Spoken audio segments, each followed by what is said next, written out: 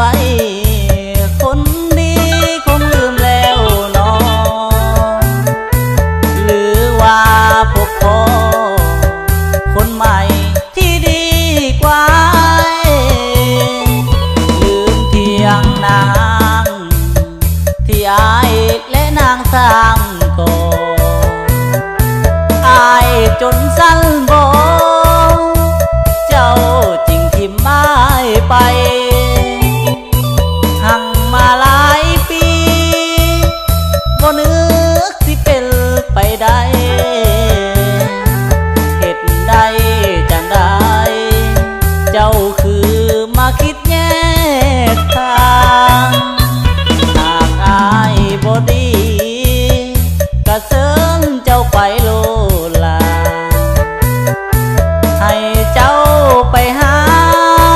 คนดีกว่าอายเลยนาง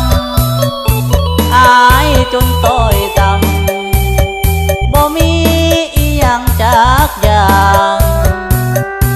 ความดีเคยสร้างคงซื้อใจนางบ่ได้ทำเจ้าซ้ำได้จำเป็นต้องตัดใจลาพูดตัวแล้วว่าอายดีสู่เขาบ่ได้เหลือเพียงขวดเหล้าเป็นเพื่อนในวันสุดท้ายถึงแม้ว่าเจ็บซ้ำใดสิบอกหัวใจ